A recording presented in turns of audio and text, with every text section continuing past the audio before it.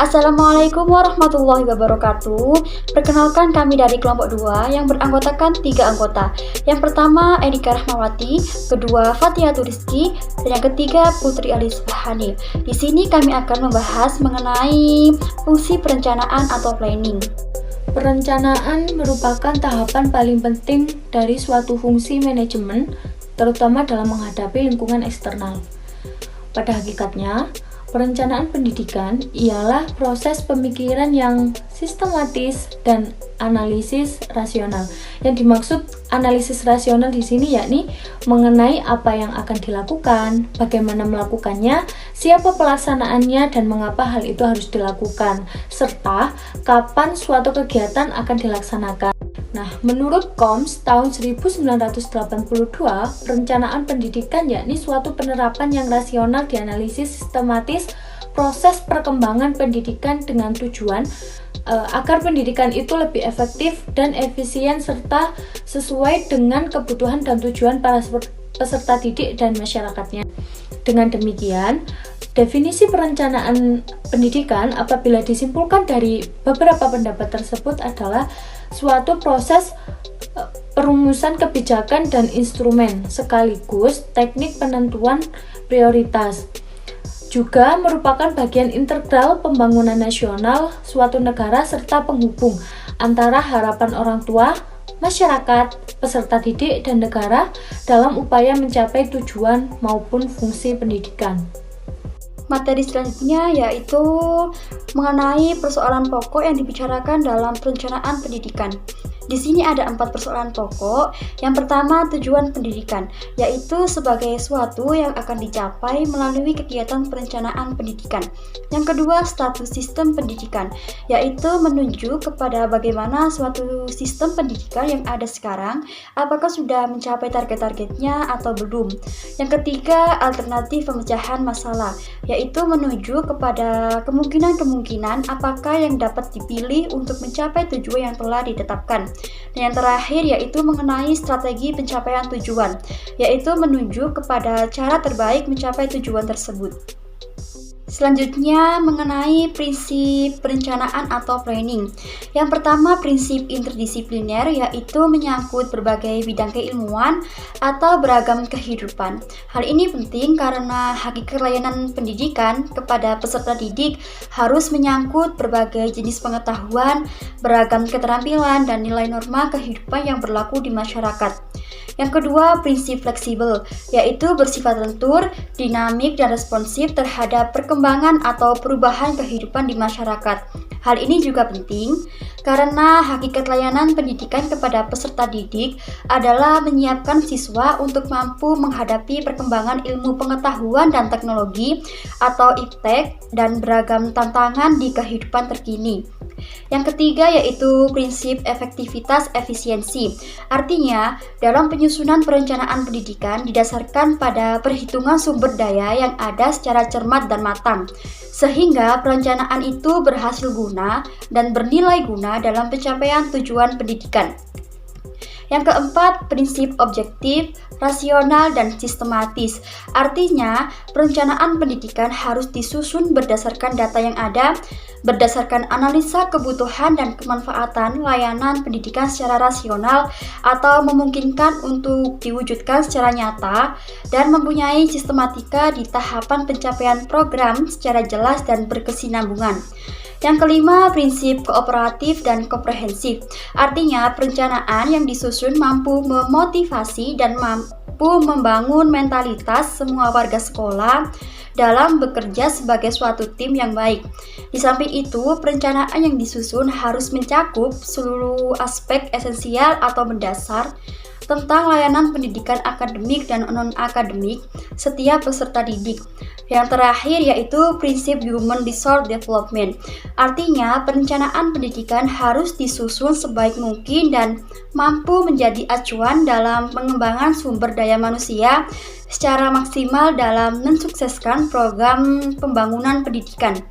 Layanan pendidikan ini pada peserta didik harus benar-benar mampu membangun individu yang unggul baik dari aspek intelektual, yaitu penguasaan sains and teknologi, aspek emosional, yaitu kepribadian atau akhlak, dan aspek spiritual, yaitu keimanan dan ketakwaan, atau disebut ISQ yang unggul. Jenis-jenis perencanaan atau planning. Yang pertama, menurut besarannya atau segi ruang lingkup.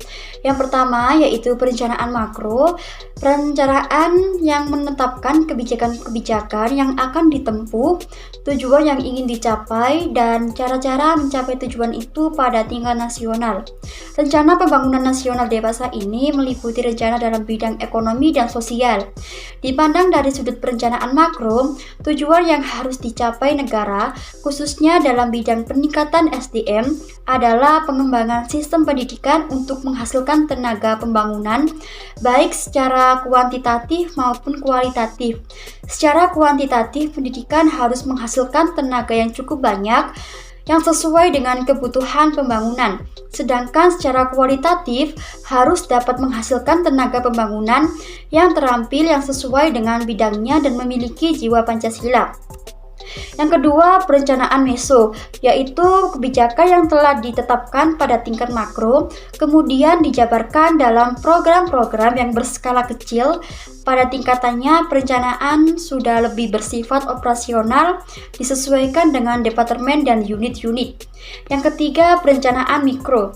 Perencanaan yang pada tingkat institusional dan merupakan penjabaran dari perencanaan tingkat meso, khususnya dari lembaga mendapatkan perhatian, namun tidak boleh bertentangan dengan apa yang telah ditetapkan dalam perencanaan makro ataupun meso. Jenis-jenis perencanaan atau planning menurut tingkatannya. Yang pertama, perencanaan strategi. Perencanaan ini disebut juga dengan perencanaan jangka panjang.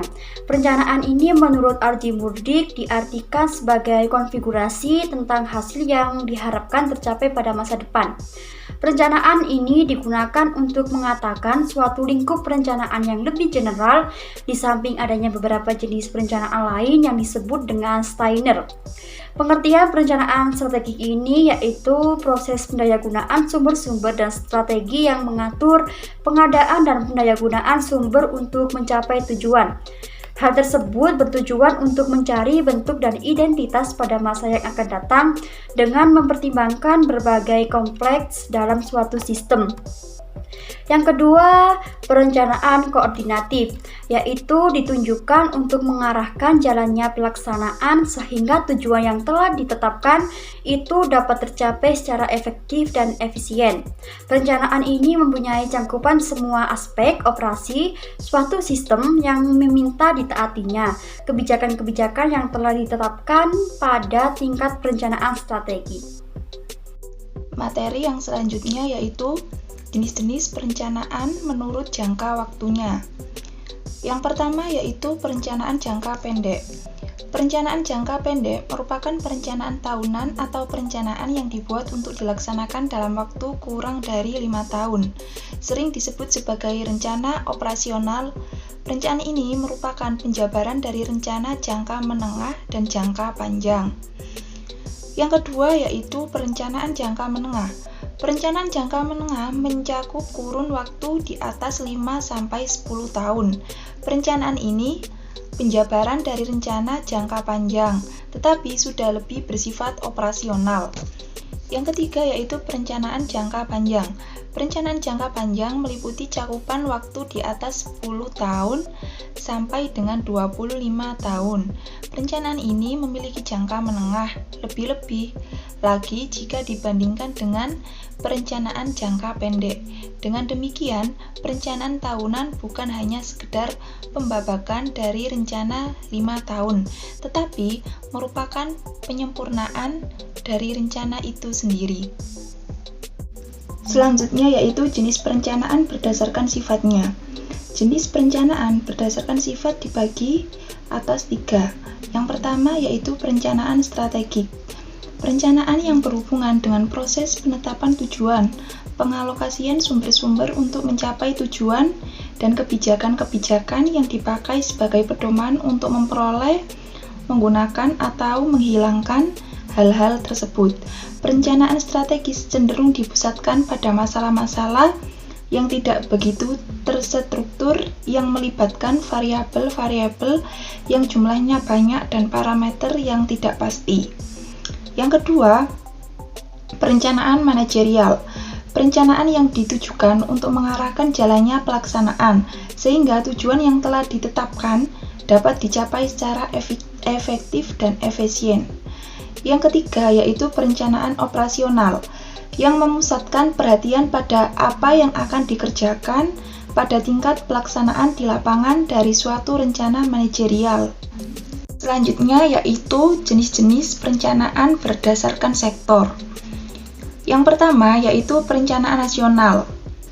Proses penyusunan perencanaan berskala nasional sebagai konsensus dan komitmen seluruh rakyat yang terarah, terpadu, menyeluruh untuk mencapai masyarakat adil dan makmur. Yang kedua, perencanaan regional, yang juga disebut dengan perencanaan daerah atau wilayah, diantaranya Propeda dan perencanaan pendidikan di tingkat provinsi, kabupaten, atau kota. Yang ketiga, perencanaan tata ruang, perencanaan yang mengupayakan pemanfaatan fungsi kawasan tertentu mengembangkan secara seimbang, baik secara ekologis, geografis, maupun demografis.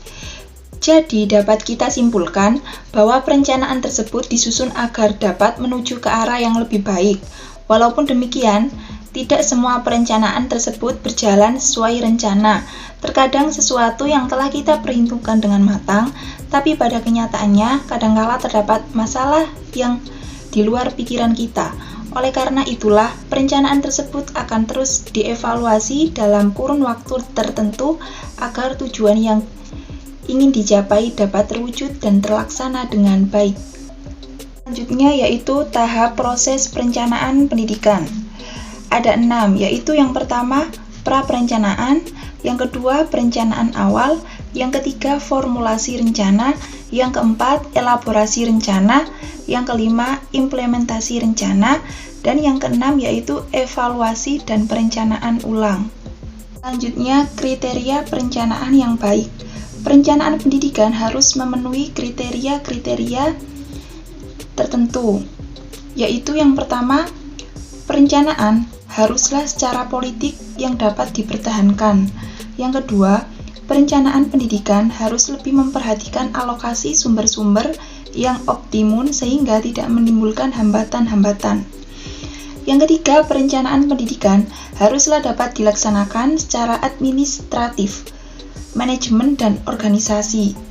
Yang keempat, perencanaan pendidikan harus diintegrasikan dengan pembangunan nasional. Dan yang kelima yaitu perencanaan pendidikan harus memperhatikan masalah mutu di samping masalah jumlah pendidikan. Baik, itu tadi penjelasan materi dari kelompok kami. Terima kasih. Wassalamualaikum warahmatullahi wabarakatuh.